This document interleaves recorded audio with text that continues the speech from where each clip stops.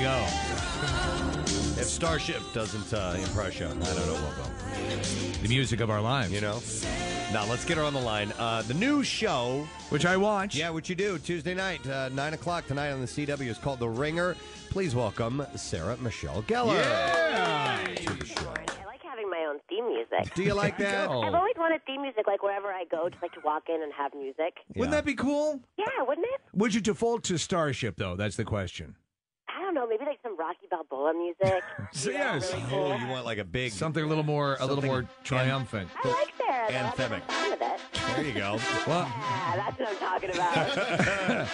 I have to tell you, I really enjoy The Ringer. My wife and I do enjoy it, but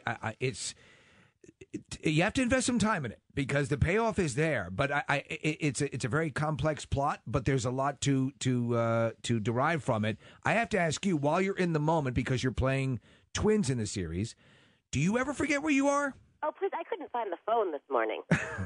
You're asking way too much of me. It is, we definitely do ask a lot of the audience, but I think I'm a television watcher, and I crave that. I hate being talked down to. Like, I want someone to challenge me and keep me invested, and just when I think I know what's happening, it goes in another direction. But no, because the payoff is there. The oh wow moments are there if you just take the time. Well, what's nice about the second half of the season is we're really following one main storyline, and we can go uninterrupted now, and it's all going to be sort of based on the family. Andrew's ex-wife is going to come to town, who's Juliet's mother, and it's all going to get sort of complicated within. Right. So I think it gets really fun. So between the two sisters, which one do you enjoy playing more? Well, right now, I'd have to say Bridget, only because Siobhan's baby bump gets very heavy midway through the day and makes me feel like I have to go to the bathroom all day long. Right. I would imagine that'd be a little more daunting. Yeah, and I also keep bumping into stuff. So, Right. I mean, I don't know if that's really a good answer, but that's probably the truth, like this morning.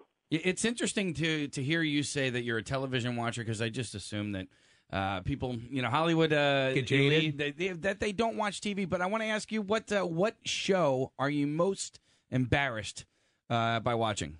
Not your own, just Not what your show, own, yeah. like a Kardashians. I don't have time to watch my own. Housewives.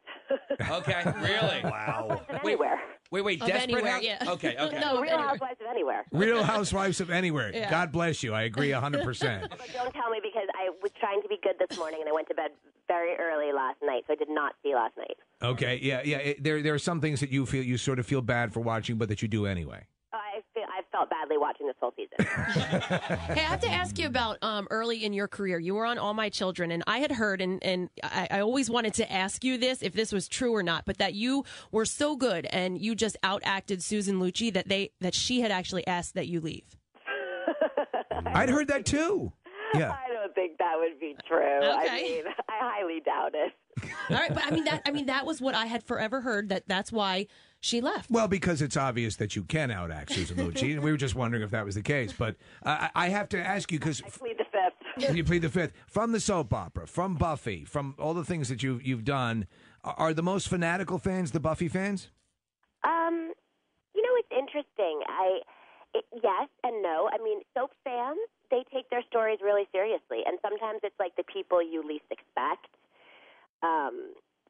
There's a lot of sports people that watch soap operas because they're on the road and you can't do that much. And so, someone will say, hey, Kendall, All My Children, and I still get that. And, at the end of the day, you just want to do stuff that people enjoy. I've had people who, literally will corner me about Ringer and ask me 400 questions about, what's going to happen. And sometimes it's more than just my castmates that ask me.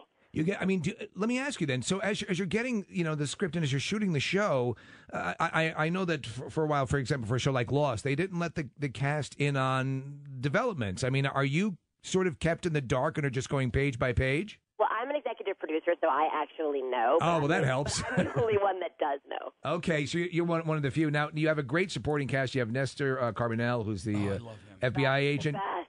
And how do you pronounce this actor's name? He's really good. Yoan Griffith. Yes. What is it again? Yoan. Okay. Y-O-A-N. Yoan. He's just talking about He's that the a other great day. actor. He's phenomenal. And no one can pronounce his friggin' name. It's really funny. He always jokes that my 2-year-old pronounces it better than most people on set. But yeah, the cast is very sharp. And as executive producer, I mean, does that make it a much more daunting prospect for you, or are you able to just turn it over to the people that you entrust to do things? I mean, I think at the end of the day, that's why why you want to be an executive producer, because you want to hire all the people to do all the work. Yeah, exactly. Right? I mean, isn't that why? Yeah. Yeah. So how are things looking? I know a lot of people who are into the show. I mean, are things going well, ratings wise and everything? I mean, look, it is what it is. It's always tough right now because there's so many channels. Yeah. But our fans are rabid, and I'm having the best time of my life. I have to say, I've been in this business a really long time, and I've never sort of had the time to enjoy myself as much as I do now. And it's just an amazing cast, and I think that the second half of the season is really fun. And that's the other thing, too, is if you haven't watched the beginning, it's sort of a good place to pick it up, because we're starting to tell, although it does include the stories from the beginning, it's starting to tell a whole new thread of stories, so it's not as hard to pick up. I have to ask you, as a video gamer, and I recently played the zombie level of Call of Duty Black Ops, I assume that was you doing the voice, yes? First female playable character in the history of the game. Very cool. Oh, you're a playable character in that. Nice. Playable character, yes. Yeah, it's an add-on where it's a zombie battle with other notables, and it's great. It was awesome. And was sorry really fun for to do. phrasing this way, but have you played with yourself yet? Have I played with myself yet? No, but my husband has. It's wrong, doesn't it? Good answer, Sarah. By the way, to your husband, he was phenomenal in the last season of 24. Yeah. Oh, thank you. It's my favorite show, and the only bummer about him being on it was he wouldn't watch it with me anymore. Oh. And it was like we sat down every week to watch it, but then I also wanted to know what happened, but then I didn't want to know. Yeah. It was a tough time for me. By the way, her husband is Freddie Prinze Jr. And I love both of you guys in the Scooby-Doo movies, and you haven't made one in, it's coming up on like a decade. That's because we're old.